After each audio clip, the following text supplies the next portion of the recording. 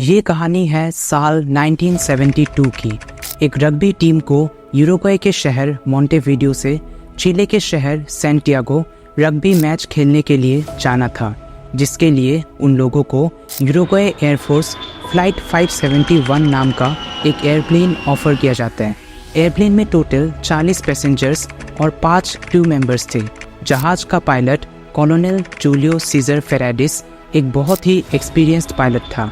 Airplane में 10 extra seats भी थी, इसीलिए प्लेयर्स ने अपने दोस्त और फैमिली मेंबर्स को भी अपने साथ आने के लिए इनवाइट किया। 12 अक्टूबर को ये एयरप्लेन यूरुग्वे के एयरपोर्ट से टेक ऑफ करता है। सफ़र के कुछ घंटे काफ़ी अच्छे से बीत जाते हैं, लेकिन जैसे ही प्लेन अर्जेंटीना के ऊपर पहुंचता है तब मौसम काफ़ी ख़राब होने लगता है। पायलट्स डिसाइड करते हैं कि वो लोग अर्जेंटीना के शहर मेंडोजा में लैंड करेंगे और वहीं पर मौसम के ठीक होने का इंतज़ार करेंगे। मेंडोजा से सैंटियागो पहुंचने के लिए वेस्ट से होता हुआ एक सीधा रास्ता था, लेकिन इस रास्ते पर एकोनकेगुआ नाम का 6959 मीटर लंबा एक बड़ा पहाड़ खड़ा था। अब क्योंकि एयरप्लेन मैक्सिमम 8500 मीटर ऊपर तक उड़ सकता था और उसमें पैसेंजर्स लोडेड था, इसीलिए पायलट्स ने ज़्यादा रिस्क ना लेते हुए उस रास्ते को नहीं लिया। पायलट्स फिर डिसाइड करते हैं कि वो लोग मेंडोजा से साउथ की तरफ मेलाग शहर की ओर जाएंगे और वहाँ से वेस्ट मुड़कर प्लेंचॉन पास को क्रॉस करते हुए एंडीज माउंटेन्स को पार करके चिले के शहर क्यूरिको के ऊपर पहुँचेंगे और वहाँ से नॉर्थ मुड़कर सीधा सैंटियागो में लैंड करेंगे। प्लानिंग के अकॉर्डिंग 13 अक्टूबर को 2:18 पर फ्लाइट मेंडोजा शहर से टेक ऑफ करता है।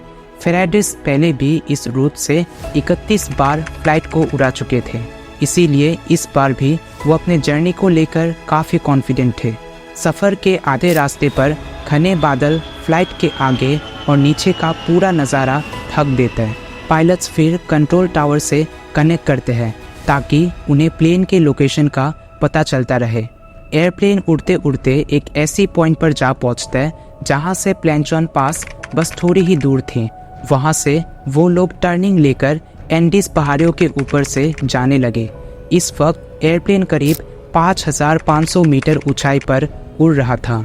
अपने मंजिल तक पहुंचने के लिए सैंटियागो के एयर ट्रैफिक कंट्रोलर्स पायलट्स को अच्छी तरह से गाइड कर रहे थे, लेकिन अचानक ऊंची पहाड़ियों के बीच सिग्नल कम होने के कारण ये प्लेन कंट्रोल टावर के रेडार से बाहर हो जाता है।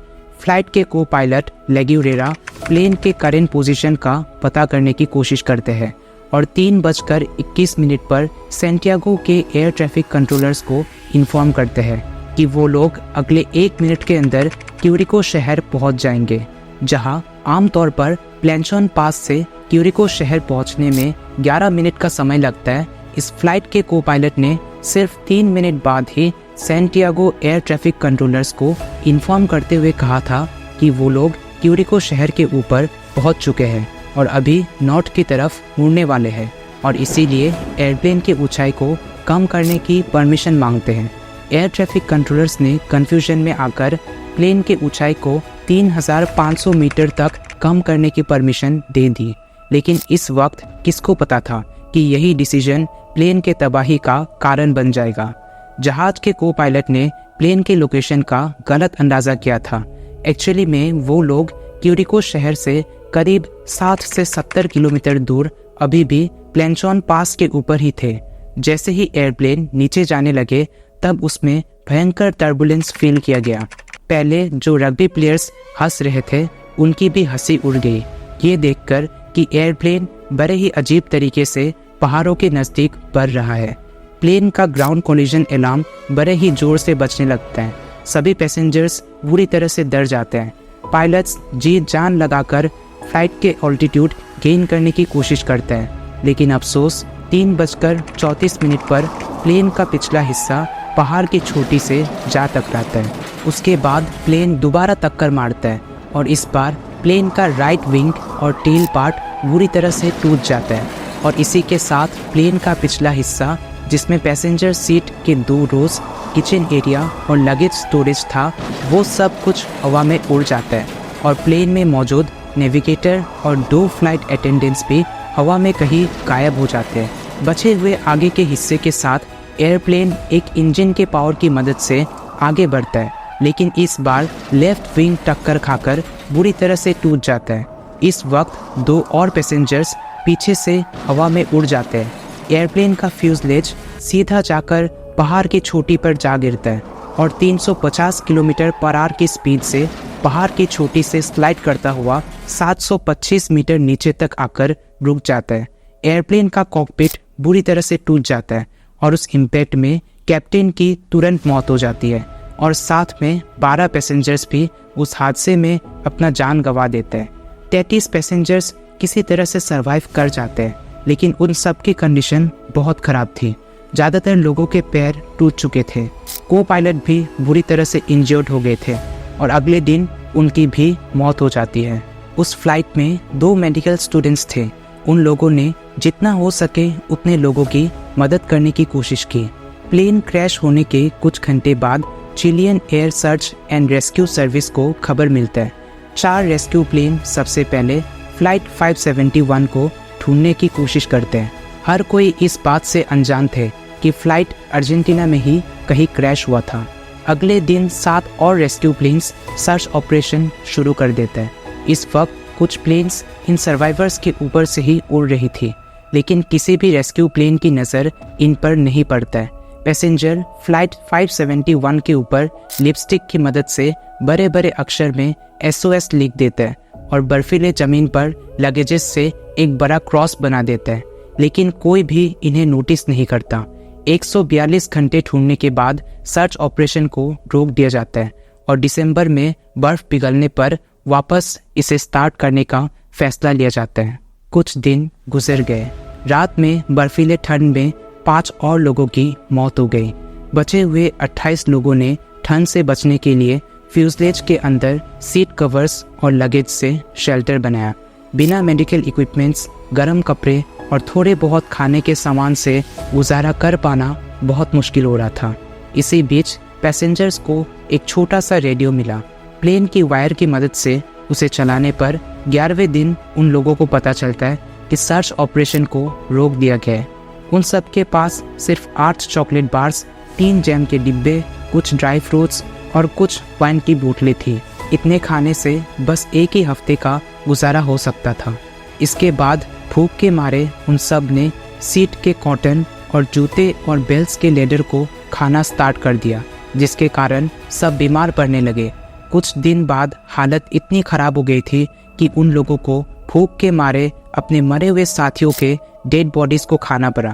17 दिन बाद ठीक 31 अक्टूबर को एक बड़ा बर्फ़ का टुकड़ा आकर फ्यूजलेज के ऊपर गिर जाता है। बर्फ़ में फंसकर 8 और लोगों की वहीं पर दम घुट जाता है। आंधी और बर्फीले तूफान के कारण वो लोग 3 दिन के लिए वहीं पर फंसे रहते हैं। भूख के मारे वो लोग उन 8 मरे हुए साथियों के डेड बॉडीज़ को खाने लगे। समय बीतता गया और गर्मी शुरू होने लगी और बर्फ़ धीरे धीरे पिघलने लगे। बाहर निकलने के बाद वो लोग 1 हफ्ते तक मौसम के ठीक होने का इंतज़ार करते हैं। उन्हीं में से 3 सर्वाइवर्स विजिंटीन, पेरेडो और कैनेसा डिसाइड करते हैं कि वो लोग मदद पाने के लिए उस जगह से ईस्ट की तरफ पैदल चलकर जाएंगे। 15 नवंबर को वो लोग पहाड़ से थोड़ा नीचे आते हैं और वहाँ उन लोगों को प्लेन का टूटा हुआ पिछला हिस्सा दिखाई देता है। उसमें उन लोगों को कुछ कपड़े, चॉकलेट्स, मीट, कॉमिक बुक्स और प्लेन के बैटरीज मिलते हैं।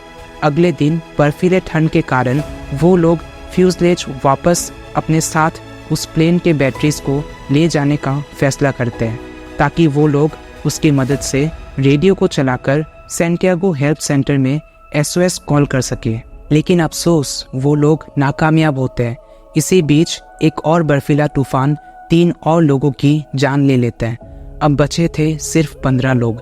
उन लोगों को पता था कि अगर जिंदा बचना है तो उस जगह से बाहर निकलना ही होगा। इसी बीच वो लोग उस रेडियो में सुनते हैं कि सर्च ऑपरेशन फिर से शुरू हो गया है। विजिंटीन, पेरेडो और कैनेसा एक बार फिर साहस करके बर्फीले पहाड़ को चढ़ने का फैसला करते हैं। रात के भयंकर ठंड से बचने के लिए वो लोग इस बार एक बड़ा स्लीपिंग बैग बनाते हैं, जिसमें 3 लोगों के रहने की जगह थी अनफॉर्चुनेटली इस वक्त तक एक और साथी अपना जान गंवा चुका था। फाइनली 12 दिसंबर का वो दिन था जिस दिन उन तीनों ने पहाड़ चढ़ना स्टार्ट कर दिया, बिना किसी क्लाइंबिंग गियर्स और बिना कोई एक्सपीरियंस के साथ। सफ़र के तीसरे दिन विजिंटीन वापस फ्यूजलेज अपने साथियों के पास लौट जाते हैं और पेरेडो और कैनेसा चलते चलते पहाड़ की चोटी तक जा पहुंचते हैं।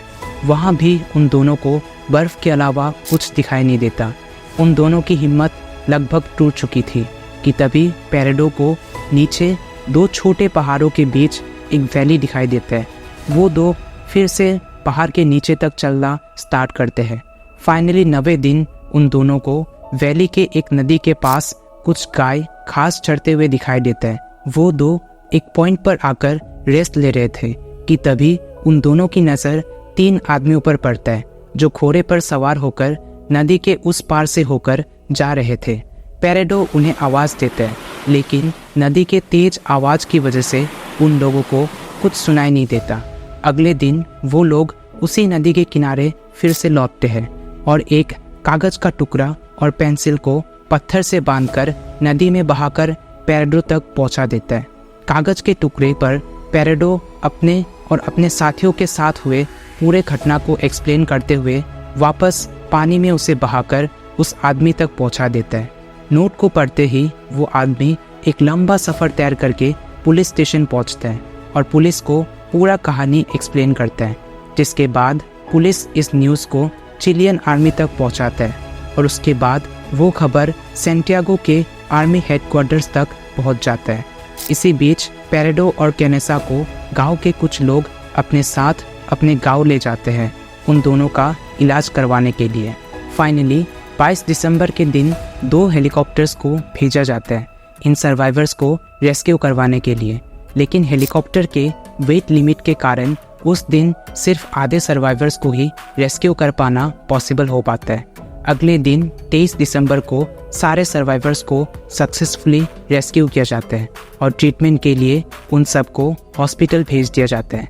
बाकी उनके जितने भी साथी मारे गए उनके बॉडीज़ को वहीं पर बर्फ़ में दफनाकर एक मेमोरियल बना दिया जाता है जो आज भी उस बर्फीले पहाड़ों में सही सलामत खड़ी है। 72 डेज़ के इस अनबिलीवेबल सर्वाइवल ने पूरी दुनिया को सिखा दिया कि जब साहस और लगन हो तो नामुमकिन इस दुनिया में कुछ भी नहीं है। बहुत बहुत शुक्रिया इस वीडियो को देखने के लिए।